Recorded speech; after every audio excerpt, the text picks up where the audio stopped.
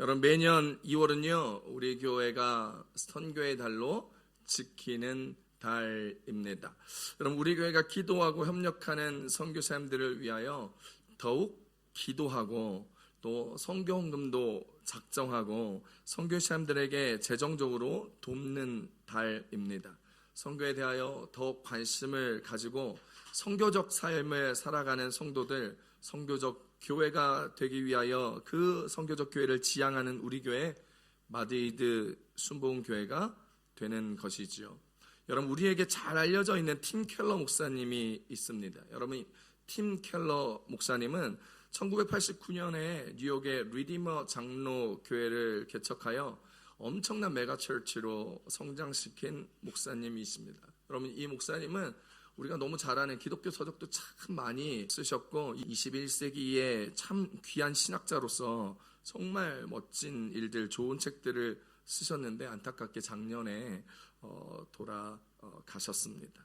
팀 켈러 목사님께서 개척한 뉴욕의 리디머 처치는 여러분 도시목회의 대표적인 성공 사례로 알려져 있습니다. 이 목사님은요 뉴욕의 리디머 교회를 엄청나게 큰 메가처치로 성장시킨 후에 마치 우리나라에도 이런 사례가 있는데 높은 뜻 숭이 교회를 개척하시고 큰 교회를 만드셨던 김동호 목사님께서 은퇴를 미리 하시면서 4개 교회로 분립하여 독립시켰던 것처럼 여러분 이 팀 켈러 목사님은 메가처치 리디머 장로교회를 3개 지교회로 분립하셨고 분립을 위하여 모든 기득권을 내려놓고 담임 목사직에서 사임하셨습니다. 지금은 그 3개의 교회가 5개 교회로 분리되어서 뉴욕에서 각각 메가처치로 또 다른 성장을 하여 도시목회사에게 굉장히 좋은 모델로 손꼽히고 있습니다. 팀 켈러 목사님이 쓰신 센터 처치라는 책이 있는데요. 이 책에 지역교회, 로컬 처치가 선교에 대하여 어떤 모습으로 서야 되는지에 대하여 굉장히 자세히 신선한 관점으로 설명하고 있는데요. 그 책에 나온 본문이 이렇습니다. 선교적 교회는 전도적인 성격을 넘어서는 훨씬 그 이상의 교회다. 그러니까 즉 선교적 교회는 전도하는 교회가 아니라는 거예요. 그 이상의 교회라는 거죠. 모든 사람들이 선교사로 부름받았음을 인식하며 전교인의 복음 사역을 교회가 강조해야 한다. 더 적극적으로 그리스도인들이 자비를 실천하고 사회 정의를 추구해야 한다. 선교적 교회는 섬기는 공동체로 반드시 자신을 제대로 이해해야 한다. 이웃들에게 교회가 섬기는 공동체임을 보여주어야만 하고 희생적으로 시간과 재물을 도시의 공익을 위하여 사용하는 모습을 보여주어야 한다. 그리스도인들은 교회 선교부서나 전도 프로그램에 의존하는 것이 아니라 삶의 모든 영역에서 믿음이 없는 사람들의 존재를 늘 인식하고 대응해야 할 준비가 되어 있어야만 한다. 우리는 사람들이 교회에 올 것을 기대한다. 그러나 지금은 사람들이 교회로 올 것이라는 것을 가정할 수 없다. 교회는 성도들을 제자로 훈련시켜서 세상으로 보내어 주어진 곳에서 선교의 사명을 감당하도록 훈련해야 한다라고 설명하면서 선교적 교회에 대한 화두를 던졌습니다. 팀 켈러 목사님은 선교적 교회론을 말씀하시면서 전교인의 복음 사역, 즉 전교인의 선교사화를 말씀하고 있지요. 그래서 선교적 교회에 대한 이야기를 할 때마다 이 팀 켈러 목사님의 관점은 신학적으로 굉장한 지지를 많이 받고 있는 것이 지금의 교회적 상황이고 신학적 상황입니다. 그런데 이 말씀은 예수님께서 이미 우리들에게 해주셨습니다. 예수님께서는 우리에게 너무나도 분명하게 말씀하셨죠. 요한복음 20장 21절입니다. 시작. 예수께서 또 이르시되 너희에게 평강이 있을지어다. 아버지께서 나를 보내신 것 같이 나도 너희를 보내노라. 아멘. 이 땅에 하나님께서 세상을 우리를 너무나 사랑하셔서 예수님을 보내셨습니다. 이거는요 우리가 너무나 잘 외우고 있는 요한복음 3장 16절에 잘 나와 있지요. 우리를 사랑하셔서 예수님을 이 땅에 보내셨던 하나님, 예수님은 하나님으로부터 보냄을 받아 이 땅에 하나님의 나라를 선포하시고 우리의 병을 고치시고 우리의 죄를 사하여 주시고 하나님께서 보내신 그 목적에 따라 사시고 죽으시고 부활하셨습니다. 그리고 우리에게 자신이 하나님의 보내심을 통하여 이 땅에 온 것과 같이 저와 여러분을 예수님께서 이 땅에 보내셨다라는 것입니다. 그러므로 예수님께서 우리를 보내신 목적에 따라 우리도 예수님처럼 살아야 하는 것이죠. 너무나 분명하게 명확하게 우리에게 우리를 이 땅에 보낸다라고 말씀하셨기 때문에 예수님을 우리의 구주로 믿고 고백하며 여러분 그분을 따르기로 결단한 저와 여러분이라면 우리는 세상에 보내심을 받은 자들이요 우리 모두는 선교사인 것입니다. 따라합시다. 우리는 모두 선교사입니다. 우리 옆 사람한테 다시 한번 인사합시다. 저와 당신은 선교사입니다. 시작. 자, 그렇다면 우리 모두를 선교사로 부르신 하나님께서 오늘 본문 말씀을 통하여 우리에게 어떤 은혜를 주실까요? 첫 번째입니다. 우리는 그분의 이름을 위하여 택함 받은 그릇이다라는 것이죠. 따라합시다. 우리는 그분의 이름을 위하여 택함 받은 그릇입니다. 오늘 본문 사도행전 9장 15절 말씀입니다. 시작. 주께서 이르시되 가라, 이 사람은 내 이름을 이방인과 임금들과 이스라엘 자손들에게 전하기 위하여 택한 나의 그릇이라. 아멘. 예수님은요 하나님의 보내심을 받아 이 땅에서 하나님의 통치함을 다스리심을 우리 가운데 보여주셨습니다. 그리고 이 땅에서 12사도를 택하시고 수많은 제자들을 이 땅에 보내주셨습니다. 70명의 제자들을 보내어 둘씩 이 땅에서 복음 사역하도록 곳곳으로 보내셨던 것들 우리는 너무나 잘 알고 있죠. 또한 예수님의 제자 스데반 집사의 순교 사건을 통하여 하나님은 수많은 예수님의 제자들을 예루살렘과 유다와 사마리아와 땅끝까지 보내셨습니다. 그래서 빌립 집사가 그 핍박을 피하여 가다가 사마리아 땅까지 이르렀고 빌립 집사가 사마리아 땅에 사마리아 교회를 개척하였고 또 수많은 사람들이 그리스도인들이 핍박을 피해서 저 구브로 섬으로 그리고 북쪽으로 헬라 지역으로 흩어 피해 다니다가 이방 선교의 전초기지가 된 수리아 안디옥 교회를 개척하게 됩니다. 그리고 예수님은 그리스도인들을 핍박하던 사울마저도 다메섹 도상에서 강권적으로 만나주시고 사울을 하나님의 나라를 위하여 이방인들을 위하여 복음의 그릇으로 택하셨습니다. 그리고 그는 하나님이 택하신 그 사명에 맞게 최초의 이방인 교회였던 수리아 안디옥 교회에서 바나바와 함께 말씀을 가르치며 비로소 수리아 안디옥 교인들을 그리스도인이라 칭함받게 하였다. 성경은 기록하고 있지요. 사도행전 11장 25절에서 26절까지 쉬운 성경으로 읽어봅니다. 시작. 바나바는 사울을 찾으러 다소로 갔습니다. 사울을 찾은 바나바는 사울을 안디옥으로 데려왔습니다. 두 사람은 1년 동안 교회에 머물면서 많은 사람을 가르쳤습니다. 제자들은 안디옥에서 처음으로 그리스도인이라고 불렸습니다. 아멘. 또한 이 바울은요 이방인을 위하여 택한 그릇답게 1차 선교행, 2차 선교행, 3차 선교행을 통하여 아시아 땅에, 유럽 땅에 갈라디아 교회, 빌립보 교회, 데살로니가 교회, 고린도 교회, 에베소 교회 등과 같은 수많은 주님의 몸된 교회를 세웠습니다. 하나님께서 택하신 바울, 하나님으로부터 택함 받은 바울, 그 바울은 이렇게 놀라운 주의 사역을 했습니다. 주님을 위하여, 예수님께 받은 사명을 위하여 자신의 목숨도 생명도 아끼지 않았죠. 사도행전 20장 24절입니다. 시작. 내가 달려갈 길과 주 예수께 받은 사명 곧 하나님의 은혜의 복음을 증언하는 일을 마치려 하면은 나의 생명조차 조금도 귀한 것으로 여기지 아니하노라. 아멘. 사랑하는 성도 여러분, 우리는요 오늘 본문의 주인공처럼 사도 바울처럼 하나님께 택함 받은 백성입니다. 우리 모두는요 하나님의 나라를 위하여, 주님의 사역을 위하여 바울처럼 택함 받은 백성임을 기억하시기를 바랍니다. 베드로전서 2장 9절에 택함 받은 백성에 대한 명확한 이야기를 합니다. 시작.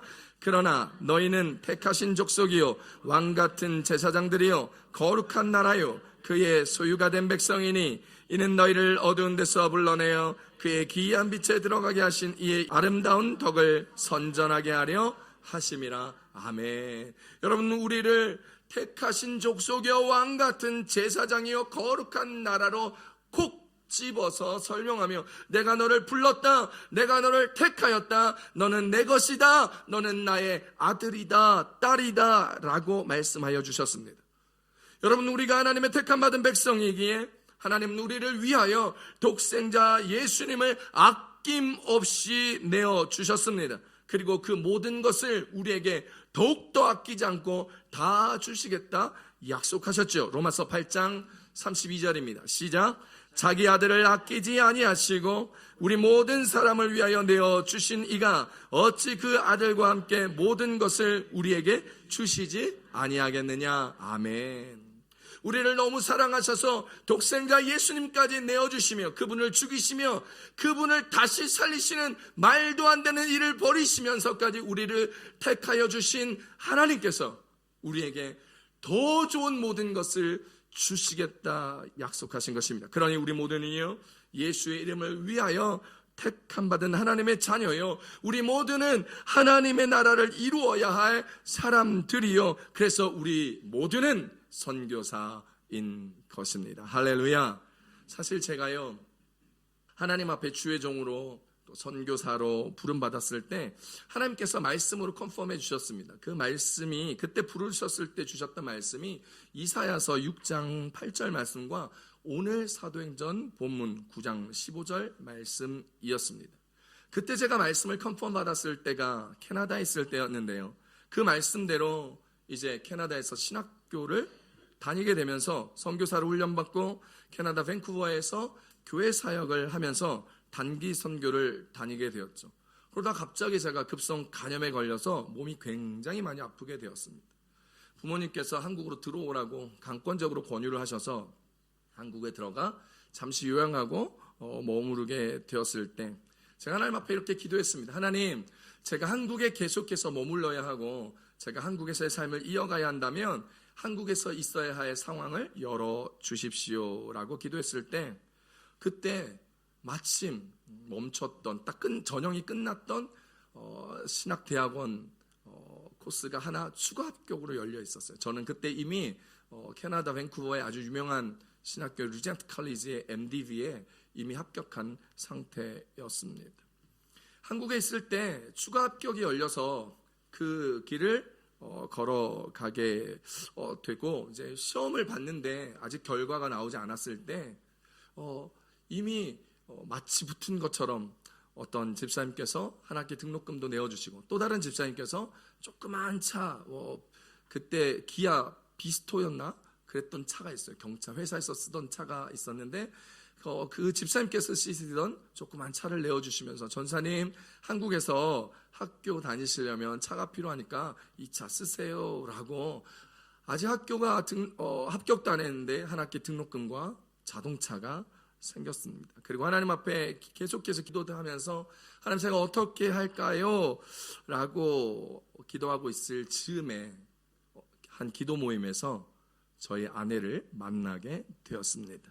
기도 모임을 마치고 나오는데 아내가 제 앞쪽으로 이제 걸어가고 있었습니다. 제가 그 아내 뒤에 옆에 선교사님과 함께 이야기를 나누며 걸어가고 있었고 제 아내는 선교단체 간사였는데 다른 간사님과 함께 앞서서 걸어가고 있었습니다.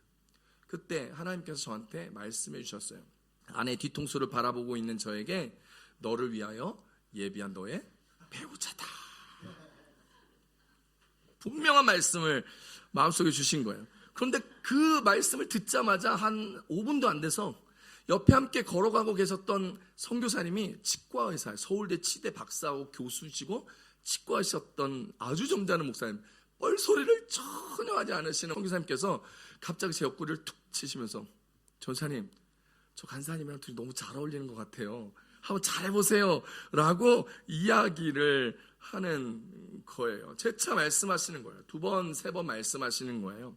예수 믿고 한 번도 연애를 해본 적이 없는 터라. 그 전에는 예수 믿기 전에는 연애를 했는데 예수 믿고 한 번도 연애를 해본 적이 없는 터라 제 연애 세포가 다 죽어 있었던 것 같아요. 그래서 아주 큰 실수를 했습니다. 정말 밑도 끝도 없이 아내를 찾아가서 저기 할 말이 있는데 하나님이 응답하셨으니 우리 결혼합시다. 정말 밑도 끝도 없이 한번 사귀어봅시다, 밥이나 먹어봅시다, 만나봅시다도 아닌 하나님이 말씀하셨으니 우리 결혼합시다 라고 했죠. 제가 미쳤죠. 한번 만나자 해도 만나줄까 말까 한 상태였고, 급성 간염에 걸려 얼굴이 시커멓고 살이, 제가 178인데 178에 58kg에 쫙 마른 체격에서 패션 테러리스트가 만나지 않는 것도 아니고 결혼하자 그러니 얼마나 싫었겠어요. 그때부터 아내는 저를 피해 도망다니기 시작했습니다. 그렇게 저를 벌레 보듯 피하다가 하나님께서 어느 날 아내가 큐티하는 중에 오늘 사도행전 9장 15절 말씀을 주신 거예요. 저를 부르셨을 때 했던 그 말씀 그대로 큐티 중에 말씀하신 거예요. 너를 쫓아다니는 저 사람은 내가 내 이름을 이방인과 임금들과 이스라엘 자손들을 위하여 자손에게 전하기 위하여 택한 나의 그릇이다 라고 그냥 빵 하고 도장을 찍어주신 거예요. 도망다니는 아내에게. 그러자 아내가 자신이 선교사로 헌신했는데 하나님께서 선교사로 택한 사람을 마음에 안 들다고 밀어내고 레차사를 하고 거절하면 어떻게 내가 선교사로 살 수 있을까 하는 생각을 하면서 말씀에 순종하여 드디어 제가 하나님의 강권적인 역사로 연애를 하기 시작하였고, 저희 아내는 첫 연애에 창피하다고 위아래 옷을 사왔습니다. 그렇게 연애를 시작하여 결혼할 수 있었죠. 그런데 아내가 사도행전 9장 15절 말씀만 보고 그 다음 구절을 묵상하지 못한 것 같아요. 다 함께 읽어봅니다. 9장 16절. 그가 내 이름을 위하여 얼마나 고난을 받아야 할 것을 내가 그에게 보이리라 하시니 아멘. 아내가 하나님의 말씀에 너무 충격받아서 저를 선택하면 얼마나 고난이 따라올지에 대한 말씀 다음 성경 구절을 묵상하지 못했던 것 같아요. 그래서 지금 사모님이 저 때문에 고생을 좀 많이 하고 있습니다. 사랑하는 성도 여러분, 하나님은 선교 사역을 위하여 자신의 아들을 반복적으로 보내시지 않았습니다. 애초부터 그분의 계획은 하나님의 아들 예수 그리스도를 통하여 저와 여러분 같은 선교사들을 일으켜 구원받은 사람들을 일으켜 선교를 위하여 보내려는 것이었습니다. 그분의 목적은 성령을 통하여 여러분 그 인간의 마음에 그 아들 예수 그리스도를 향한 신실함과 열정을 담아 많은 교회와 그리스도 단체들을 안에서 하나님의 아들 예수 그리스도의 삶이 계속하여 반복적으로 번져나가게 하기를 원하셨던 거죠. 그래서 예수님이 나를 따르라 하셨을 때 그 말씀이 농담이 아니었습니다. 내가 너를 사람 일을 낚는 어부가 되게 하겠다 말씀하신 것, 그냥 예수님께서 허세를 부리시면서 말씀하셨던 것이 아닙니다. 하나님은 파송하는 일과 사람을 낚는 일을 진지하게 여기셨고, 여러분 하나님은 그분의 뜻을 전혀 뜬구름 잡는 것처럼 이야기 아니하셨고 정확하고 분명하게 오늘 저와 여러분에게 말씀하신 것처럼 우리 모두가 선교사로 부름받고 택한 자들이라 말씀하셨습니다. 예수님의 마지막 명령은 크리스찬의 마음에 명백하고 권위 있게 지금도 울려 퍼지고 있습니다. 아버지께서 나를 보내신 것 같이 나도 너희를 보내노라 라고 말이죠. 다시 한번 읽어봅니다. 요한복음 20장 21절입니다. 시작. 예수께서 또 이르시되 너에게 평강이 있을지어다. 아버지께서 나를 보내신 것 같이 나도 너희를 보내노라. 할렐루야. 저와 여러분요, 오늘 하나님께서 보내셔서 이 땅에 있는 거예요. 여행을 보내셔서 스페인 여행하는 거예요. 공부하러 보내셔서 스페인 땅에서 공부하는 거예요. 직장으로 보내셔서 이곳에서 직장 잡고 있는 거예요. 여러분 교회에 보내셔서 이 교회에 예배하고 있음을 기억하실 수 있기를 축복합니다. 그러므로 보냄받은 우리들은 모든 순간 최선을 다하여 그리스도의 자존심이 되셔야 합니다. 그 예수 그리스도의 이름을 위하여 살아야 합니다. 여행을 할 때도 예수 그리스도의 이름을 위하여, 하나님의 아들의 자존심을 위하여, 학업을 할 때도, 공부를 할 때도, 직장을 다닐 때도, 예배자로 설 때도 변함없는 마음으로 하나님의 아들임을 기억하며 그리스도 예수의 이름을 증거하기 위한 삶들을 애써 살아야 하는 것. 하나님은 우리 모두를 제자 삼는 자로 만들려 하셨습니다. 그래서 우리 모두는 선교사입니다. 성화가 그리스도의 모습을 닮아가는 순종의 삶이라면 선교는 그리스도가 행하신 사역을 따라 행하는 삶이라는 것을 기억하십시오. 그렇다면 성화는 선교와 밀접하게 관련이 있어야 하며 이에 우리 모두가 선교사의 삶을 다하며 살아가는 것, 그것이 행함 있는 믿음이 그 놀라운 역사를 이루는 것과 같습니다. 야고보 2장 26절입니다. 시작. 영혼 없는 몸이 죽은 것 같이 행함 없는 믿음은 죽은 것이라. 아멘. 믿음이 있다고 행하지 않으면 그 믿음이 죽은 것이라 말씀하셨던 것처럼 우리 가운데 예수를 닮아가기를 소망하면서도 선교적 사명을 쫓아 살아가지 아니하고 선교사의 삶을 살아가지 않는다면 우리는 예수 그리스도를 닮아간다는 고백이 헛고백이며 우리의 믿음은 행함이 없는 믿음, 죽은 것과 같다는 것입니다.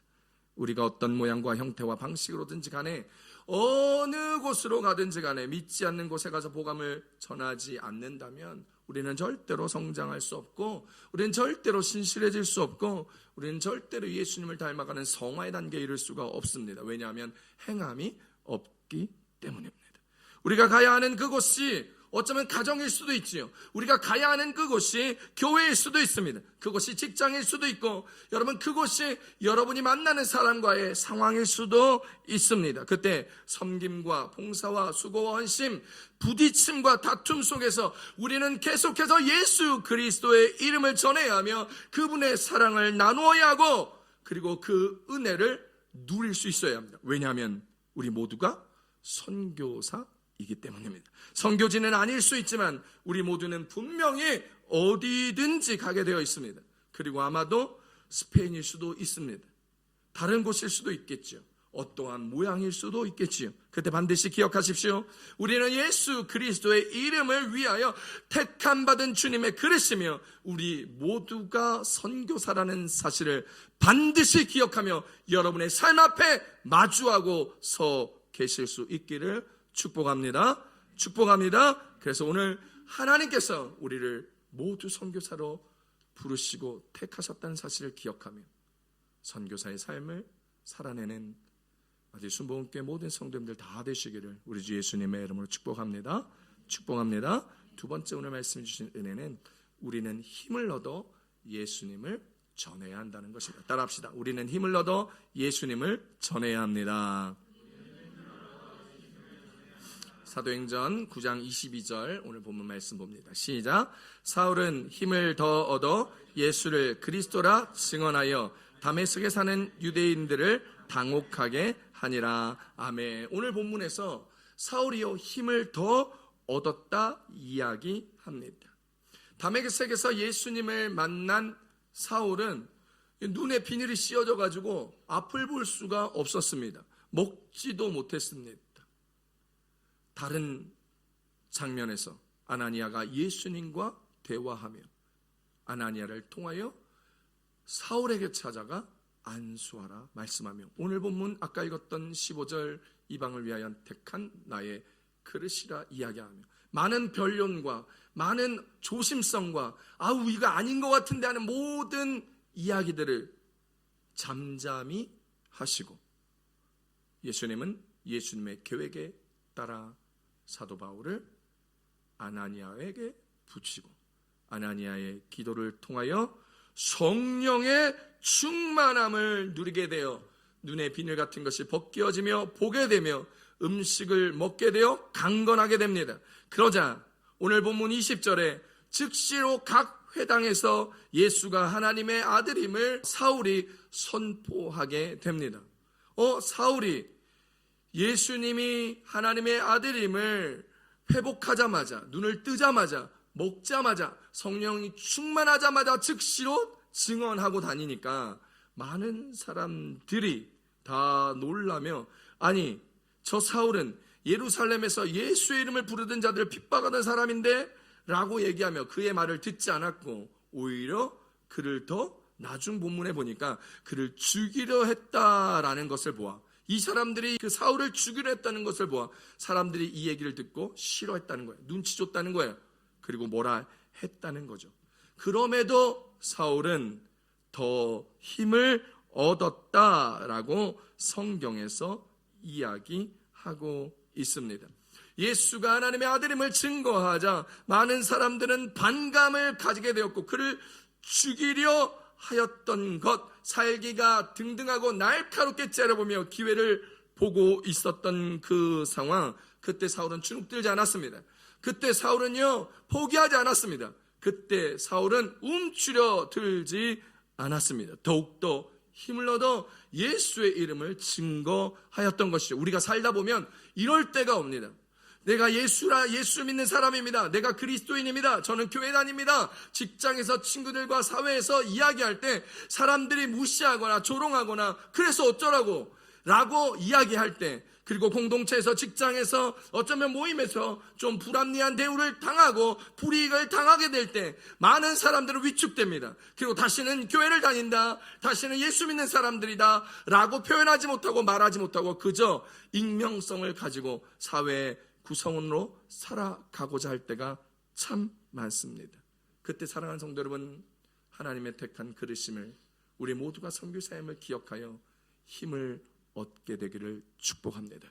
여러분이 마음에 굳건히 세우고 계시기만 하다면 주님은 오늘 우리 가운데 힘을 주실 것이며 그 힘을 통하여 우리가 그리스도인임을 드러내며 살아갈 수 있게 된다라는 사실을 기억하십시오. 사랑하는 성도 여러분, 예수님께서 하나님의 아들이다, 그분은 그리스도시다, 하나님께서 아브라함에게 약속하시고 그 축복의 근원 되시는 분이 바로 예수님이시다, 하나님께서 다윗에게 약속하셨던 그 영원한 왕조가 예수님을 통하여 이루어질 것이다, 하나님께서 모든 선지자를 통하여 예언하셨던 구원자 바로 그 메시아가 바로 예수님이다. 너희들은 이 예수님을 몰라보고 십자가에 못 박혀 죽겠지만 하나님께서는 그를 다시 살리셔서 구원자가 되게 하셨다라는 이 엄청난 사실을 증언하고 있는 사도 바울. 여러분, 예수님이 하나님의 아들이시다, 예수님은 그리스도시다, 이것은 우리가 신앙생활하면서 고백해야 할 가장 핵심적인 신앙 고백 중에 하나입니다. 이 고백은 사도 바울에 앞서 사도 베드로가 먼저 했던 고백이죠. 함께 읽어봅니다. 마태복음 16장 16절입니다. 시작. 시몬 베드로가 대답하여 이르되 주는 그리스도시요 살아계신 하나님의 아들이시니이다. 아멘. 예수님은요 이 베드로의 고백 위에 주님의 몸된 교회를 세우시겠다 말씀하셨습니다. 그러므로 교회는 이 신앙 고백이 있어야 합니다. 여러분, 이 신앙 고백이 없는 곳은 교회가 아닙니다. 이 신앙 고백을 하지 않고는, 이 사실을 믿지 않고는 교회라는 이름만 가졌지 예수 그리스도의 몸이 되는 참된 교회가 아닌 것이죠. 마찬가지로 이 고백을 하지 못하는 사람은 그리스도인이 아닙니다. 이 고백이 없는 삶은 그리스도인의 삶이 아닙니다. 아무리 교회를 나오고 그리스도인이라 외쳐본들 이 고백을 하지 못하고 이 고백적 삶이 없는 사람은 그리스도인이 아니라는 것입니다. 그러니 사랑하는 성도 여러분, 이 고백을 하십시오. 이 고백적 삶을 사십시오. 힘을 얻어 예수님을 증거하고 나타내십시오. 그런 삶을 사셔야 합니다. 그러기 위하여 하나님은 우리를 부르시고 택하셨고 우리 모두를 선교사로 불러주셨음을 기억하십시오. 제가 원래 1월 25일 날 돌아오는 비행기였는데 세종시 12개 교회에서 유스 캠프를 하면서 강사로 꼭 와달라고 부탁을 해서, 여러분 그 유스 캠프가 유스 코스타를, 한국에서 유스 코스타를 할 때 각 지역별로 이렇게 나누어서 하는데, 여러분 제가 이번에도 우리 교회 많이 가시는데 여러분 유럽 코스타에서 스페인 대표를 맡고 있잖아요. 여러분 그래서 그 코스타 강사로 지난번에 작년 여름에 부산 코스타에서 수영로교에서 하는 부산 코스타에 강사로 초대됐는데 비행기가 맞지 않아가지고 못 가서 너무 아쉬웠는데 이번에 오라 그래서 제가 가서 강의를 하고 왔는데, 여러분 제가 강의를 할 때 중학교 1학년짜리 조그마한 꼬마애가 제가 이제 강사 소개를 하고 들어오는데 옆에 대고 이렇게 얘기하는 거예요. 목사님 예뻐요 그러는 거예요. 그래서 되게 의아하게 왔어요. 목사님 잘생겼어요, 목사님 멋있어요가 아니라 목사님 예뻐요라는 이야기였어요. 그리고 나서 제 차례가 됐어요. 제가 강의를 다 하고 왔는데 쉬는 시간 이 친구가 또 저를 찾아와서 목사님 예뻐요 그러는 거예요. 2차례나 예뻐요라는 얘기를 들을 때 왜 내가 예쁘니? 그렇게 물어봤어요. 야 멋있다 잘생겼다, 야 잘생겼잖아 목사님, 멋있다 잘생겼다는 이야기 듣는데 왜 예뻐요라고 이야기하는 거야? 라고 얘기했더니 그 친구가 이러는 거예요. 목사님 멋있죠, 목사님 잘생겼어요, 근데 목사님 예뻐요, 참 예뻐요 라고 얘기해요. 그때 제 마음에 확 들어오는 말씀이 있었습니다. 뭐였냐면 예수님께서 예뻐하시는구나. 잘생기고 멋있고 이런 외모적인 거나 사람들에게 이런 칭송받는 이야기가 아니라 뜬금없는 아이의 고백을 통하여 하나님께서 나를 예뻐하시는구나. 비행기표를 일주일 연장하고, 아니죠 5일 연장했죠. 목요일날 오는 걸 화요일로 연장하고, 여러분 그 연장을 하면서 천안에 있는 학부모 세미나를 제가 인도하게 됐고, 그리고 이틀 동안 세종에 있는 유스캠프에 제가 강사로 가게 됐고, 그리고 주일날 부천에 있는 큰 교회 한 4,000명 되는 교회에서 제가 그 교회 목사님이 절대로 대예배를 다른 분한테 강단을 내어드리지 않는데 거의 있을 수 없는 일을, 그것도 다른 교단 목사님에게, 제가 모르는 목사님인데도 불구하고 제 이야기를 듣고 저를 추천받아서 그 마음이 들어서 내어줬다는 말이에요. 그렇게 강의를 설교를 하고 나오는데 제가 간증을 아팠던 것들이 나았던 간증을 하고 나왔는데 그 교회 수많은 환자들이 제가 나오는 그 길을 따라 나오면서 기도해달라고 줄을 서는 거예요. 제가 담임 목사님한테 허락받고 오면 제가 기도해드리겠다고 해서 그 옆에 함께 계셨던 담임 목사님께서 허락을 해주셔서 제가 아픈 사람들 안수하고 주일날 나왔습니다. 하나님께서 저를 왜 부르셨을까? 오늘 이방인을 위하여 택한 나의 그릇이라고 부르시고, 제 아내를 통해서 이방인을 위한 그릇을 위하여 그 사람의 배우자가 되라고 강권적으로 말씀하셔서 어쩔 수 없이 저랑 결혼한 것 같은데, 그렇게 결혼하고 어렵고 힘든 상황에서도 말씀 사역을 계속해서 나아갈 수 있었던 거, 이것이 하나님이 기뻐하시는 일이며 이것이 하나님이 나를 예뻐하는 그 이유며 이것이 하나님께서 원하시는 선교사의 삶이라는 사실을 깨달았다는 거죠. 사랑하는 성도 여러분, 오늘 우리 모두가 선교 삶을 기억하시길 축복합니다. 축복합니다. 마이클 그린 목사님이 쓰신 초대교회 전도라는 책에 보면요, 초대교회의 폭발적인 성장은 성도들의 일상생활에서 일어났던 활발한 복음 전도의 열매였음을 강조합니다. 그러면서 초대교회 성도들이 가정, 가게, 거리, 시장 등에서 얼마나 자연스럽고 열정적으로 복음을 전했는가를 언급하고 있습니다. 이렇게 평신도들이 선교의 사명을 감당하기 위하여 그들의 인격이나 삶에서 불신자들을 이끄는 독특한 그리스도의 향기를 발했던 것이 초대교회였습니다. 그들의 진실성, 정직성, 정결함, 관대함, 희생과 나눔과 수고와 헌신과 사랑이 탁월했기 때문입니다. 사랑하는 성도 여러분, 그렇다면 오늘 우리도 이 진실성과 정직성, 정결함, 관대함, 희생과 나눔과 수고와 헌신과 사랑이 탁월한 그리스도인이 되시기를 우리 주 예수님의 이름으로 축복합니다. 사도 바울은 우리에게 우리는 그리스도의 향기라 말씀하셨습니다. 고린도후서 2장 15절 쉬운 성경입니다. 시작. 우리는 구원받은 사람들에게나 멸망당하는 사람들에게나 하나님 앞에서 그리스도의 향기입니다. 아멘. 복음의 향기, 진실함의 향기, 정직함의 향기, 관대함의 향기, 희생의 향기, 감사의 향기, 천국의 향기가 저와 여러분에게 날 수 있기를 우리 주 예수님의 이름으로 축복합니다. 자기 향기 한번 맡아보세요. 한번 맡아보세요. 여러분에게 이 향기가 납니까? 천국의 향기가 나야 하고, 감사의 향기가 나야 하고, 관대함의 향기가 나야 하고, 희생의 향기가 나야 하고, 정직함의 향기가 나야 하고, 복음의 향기가 나야 합니다. 옆 사람한테 물어보세요. 저에게 그리스도의 향기가 나나요? 한번 물어보세요. 시작. 말씀 잘 하셔야 됩니다.